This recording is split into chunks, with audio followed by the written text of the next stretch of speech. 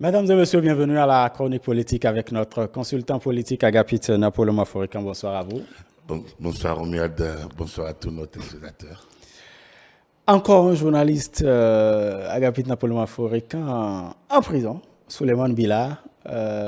Véritablement, ce code du numérique nous cause tous les problèmes. Je suis toujours embêté, je suis toujours embêté parce qu'on est au carrefour de la liberté, liberté d'expression, liberté de presse. Mais mon devoir, la rigueur de mon travail m'oblige quand même, au-delà de l'amitié qui me lie à Souleymane Bila, de la confraternité, de tout ce que nous partagions ensemble, de tout ce que nous partageons ensemble. Au-delà de tout ça, donc comme je dis, la rigueur m'oblige, donc sans rien enlever à tout ce qui nous lie, Souleymane et moi. Je pense que non, quand vous dites un journaliste en prison, la question est de savoir est-ce que Souleymane agit en journaliste. Est-ce que c'est un journaliste qu'on a emprisonné ou un internaute ou un citoyen béninois? C'est un journaliste, il est connu comme journaliste, comme professionnel des médias. Non, quand je prends mon véhicule maintenant et pas maladresse, je connais quelqu'un qui tombe et qui meurt. Ici, on me garde. Est-ce que c'est un journaliste qu'on a gardé ou c'est un usager de la route? Voilà la question. Si je brûle un feu, si je vole, si je viole, est-ce que c'est un journaliste ou un délinquant? Voilà, toute la question est là. C'est-à-dire que les journalistes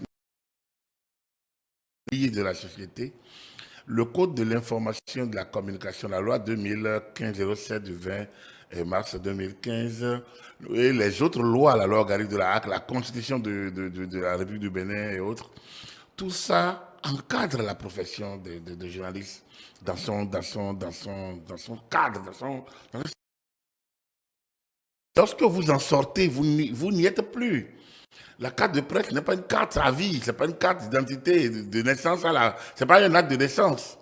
Donc, il est évident que les actes que nous posons, que vous posez en tant que professionnel des médias, dans le cadre de votre profession, dans les créneaux des médias, c'est-à-dire les médias, que ce soit la radio, la télévision, la presse, qu'elle soit en ligne ou en classique, en ligne, quand c'est reconnu par la HAC, on est en train, ce n'était pas le cas, Tout à fait. on est en train. Donc, jusqu'à aujourd'hui, certaines fautes que vous commettez en ligne, même journaliste, et vous êtes en ligne, en internaute, vous êtes un internaute. Donc, oui, c'est un journaliste connu.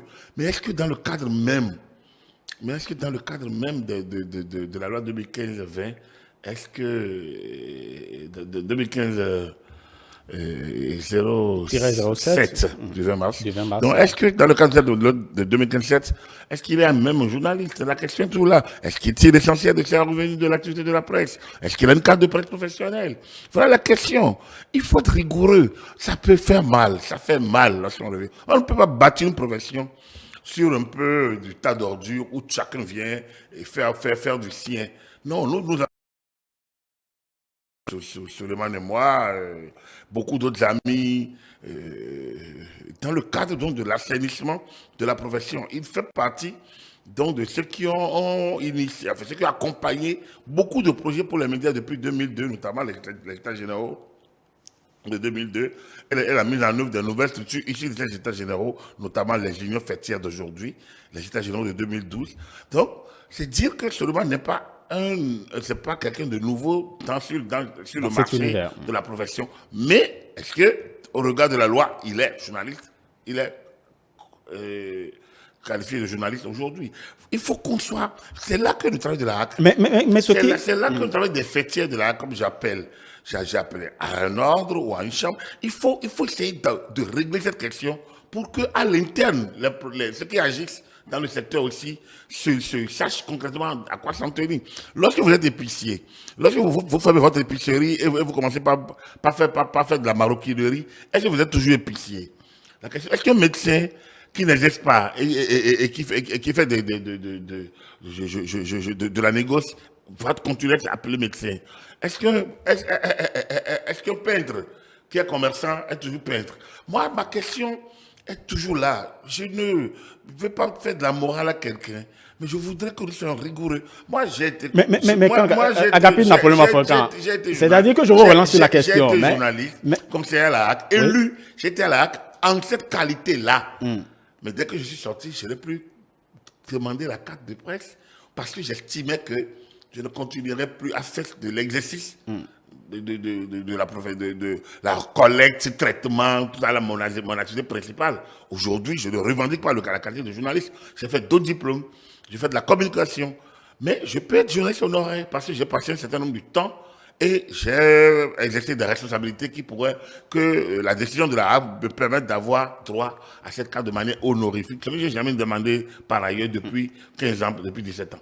C'est pour vous dire que, oui, vous voulez me relancer. Et justement, c'est-à-dire que dans ce cas-là, hein, le cas dont nous parlons, il y a des journalistes, ou du moins des responsables d'un organe de presse qui ont été quand même libérés. Mais Souleymane est gardé. Ça, certains professionnels des médias ne comprennent pas ça. Non, c'est justement ce que nous expliquions. Est-ce que c'est la diffamation 2015 et 07 qui est appliquée, est visée par le plaignant, ou c'est la loi 2017? Est-ce que c'est ça? Est-ce que c'est le code de l'information ou c'est le code du numérique? Si c'est le code de l'information, Souleymane Bila serait traité, je ne sais pas si c'est dans son journal qu'il a écrit, ou bien s'il a un journal encore, parce que je sais qu'il en avait, mais après, je sais qu'il a commencé par faire autre chose. Alors, si des journaux ont été relaxés, ça veut dire que le plaignant n'a pas envie, et a estimé que les journalistes ont écrit. Il n'a pas envie d'aller du côté de la liberté de la presse. Mais a peut-être aller au niveau de la liberté d'expression en estimant que le numérique offre plus donc, de possibilités de nuisance. Hein?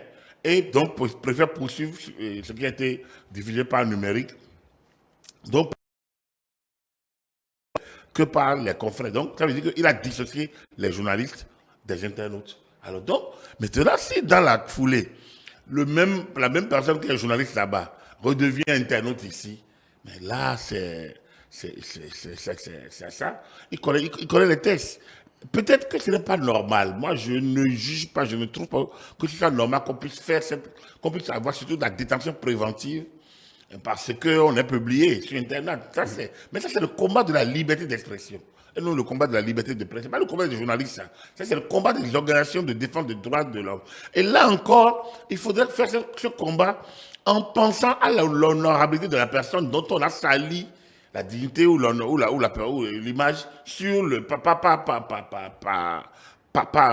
sur les réseaux sociaux et aucune excuse, aucun droit de réponse ne peut enlever les tâches qui sont déjà indélébiles et qui ont un effet viral terrible, qui font le tour du monde en un clin d'œil. Mais venons-en au plaignant justement. C'est une personnalité publique, un ministre d'État.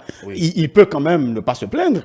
Il peut peut-être appeler le journaliste ou bien la personne en question et puis lui dire, voilà, ce qu'il n'a pas aimé et tout ça. C'est une personnalité publique. Il peut arriver, surtout que dans ce cas-là, le maire de Djougou est revenu à sortir un communiqué. Ça devrait peut-être faire taire un peu un certain nombre de choses. Moi, dans l'exercice des petites responsabilités que j'ai eues, quand même des niveaux élevés, il est arrivé que je confronté à ces cas, je me dis, bon, c'est mes confrères, je ne veux pas agir. Mais si j'étais allé en diffamation, en procès en diffamation, on les aurait condamnés, on aurait dit, ah, comment l'ancien président des journalistes peut laisser condamner des journalistes? Comme si certains ont le devoir, ont l'obligation de subir parfois l'injustice sociale, parfois la méchanceté des individus, de certains voyous ou délinquants. Je ne dis pas que Souleymane l'est, vraiment qu'il m'en excuse, et comme je vous l'ai dit, je partage beaucoup de choses avec lui, donc, mais je parle globalement. Comme si certains devraient subir ça, et que d'autres devraient être des gens qui donnent des coups. Dans le cas d'espèce, si le plaignant a jugé utile, mais c'est son droit de se plaindre. Ça fait pas, les droits humains ne sont pas les droits de l'homme, la liberté, c'est pas seulement celui qu'on a emprisonné qui a besoin de protéger son droit. Celui qui est, vous et moi, on a besoin que notre honorabilité, notre dignité soit prévue et que les médias ne soient pas utilisés contre nous pour pouvoir nous fragiliser. Et comme je le dis, Pancrate Bratier, ancien ministre du PPP, disait à l'ORTB en 89 que la voix porte plus loin que je ne sais pas quoi, la trompette, ou bien que le Niagara, que le micro, que la plume porte plus long que la baïonnette. Parce qu'il a utilisé une expression pour montrer que même le fusil, là, hein, quand on en fait usage, peut-être qu'on peut tuer juste une personne, lorsqu'on tire une fois.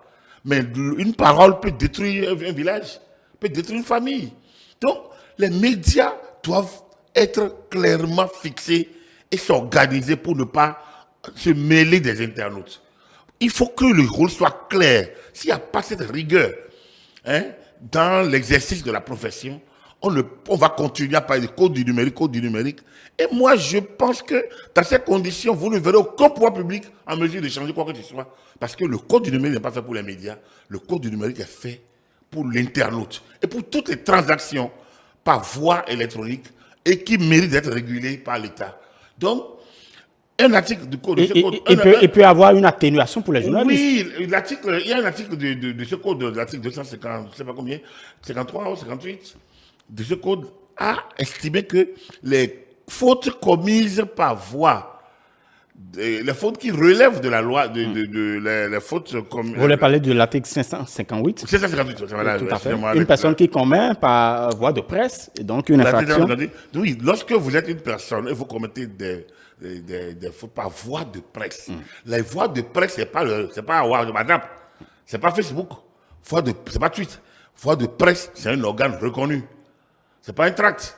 C'est un organe reconnu. Le tract, c'est l'expression d'une liberté d'expression. C'est de la liberté d'expression. Les pamphlets non autorisés, c'est liberté d'expression. C'est votre droit de...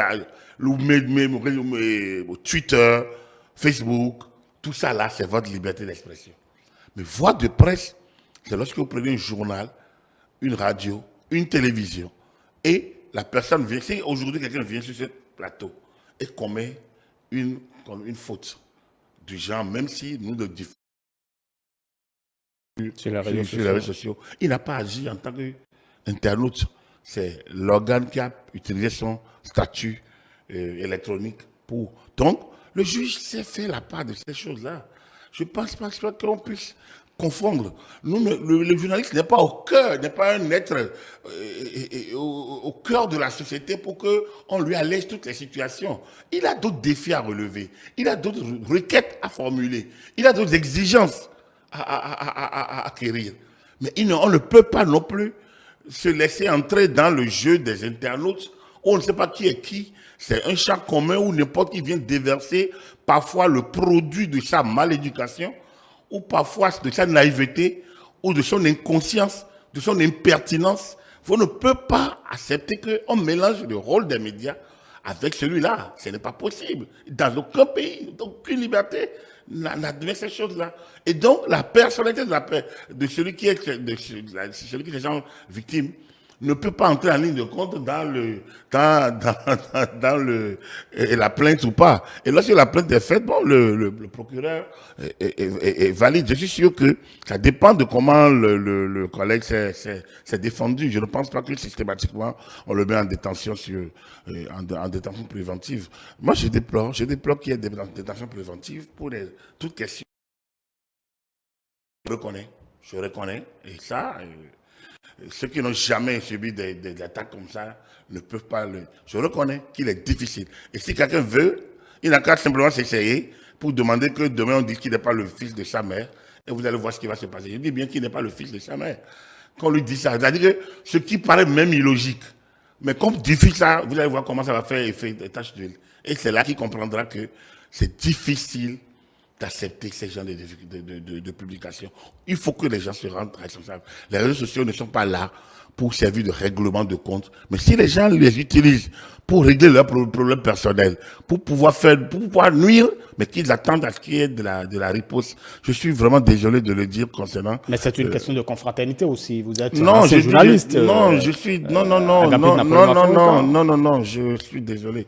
Je suis désolé, je partage beaucoup de choses. Avec vous, je partage beaucoup de choses. Si vous étiez dans le cas, je suis désolé, je dirais la même chose. Moi, mon propre fils, mon propre frère. Je suis désolé de devoir le dire. Très peu de personnes comprennent ces choses parce que on est dans un corporatisme de mauvaise loi qui fait que on n'avance pas parce qu'il faut soutenir pour soutenir. Non, il faut être lucide, il faut être logique. Nous sommes pour se faire respecter, pour impacter durablement notre société, pour retrouver nos lettres de noblesse, pour qu'on passe pas notre temps à dire reporter sans frontières, il faudrait que nous-mêmes soyons plus sérieux, il faut que la profession soit plus sérieuse. Confraternité de mauvaise loi n'est pas confraternité. Et puis moi je dis, par ailleurs, c'est pas parce que regardez, Brice Oussou, je veux utiliser son nom, il était président de l'Union des journalistes de la presse privée du Bénin, l'UPMB, l'Union des procès des médias du Bénin. Il est aujourd'hui avocat. Alors, est-ce que, si on veut faire du corporatisme, il est quoi? Il est journaliste ou il est avocat? De toute façon, il a cessé. Bon, voilà, très bien, il est plus. Donc, le maître Oussou, donc voilà, j'utilise l'expression qu'il faut donc désormais. Maître Oussou fait partie d'un corps organisé aujourd'hui. Alors, il a beau avoir fait partie des journalistes, avoir été président de l'UPMB, mais ça, c'est dans une vie passée. Chacun évolue dans sa progression. Donc, la conférence de vous parler, c'est de laquelle? C'est d'hier ou c'est d'aujourd'hui? Aujourd'hui, est-ce que nous faisons la même chose? Si nous faisons la même chose, nous défendrons, donc nous respecterons les lois qui encadrent ce que nous faisons. Alors, si nous ne respectons pas les lois, nous ne faisons pas la même chose. Je suis vraiment désolé. Désolé de le dire, franchement désolé, mais je suis obligé, par rigueur à ce que je fais, et par besoin d'honnêteté personnelle vis-à-vis de moi-même, je suis obligé donc de le reconnaître que si on ne fait pas les mêmes choses, qu'on ne dise pas qu'il y a confraternité, je n'en trouve pas. Pour moi, chacun n'a qu'à respecter. Avant de poser un acte, il faut voir ce que prévoit la loi. Et est-ce qu'on est en mesure? Le journaliste ne publie que les informations dont la véracité est avérée. Le moins doute l'oblige à une plus grande circonspection ou à s'abstenir, dit notre code de déontologie. Alors, pourquoi on ne peut pas faire cette rigueur de journaliste en tant qu'on veut qu'on nous applique les avantages liés? Pourquoi ne pas utiliser les canaux des médias si on attendait qu'on a envie d'être journaliste?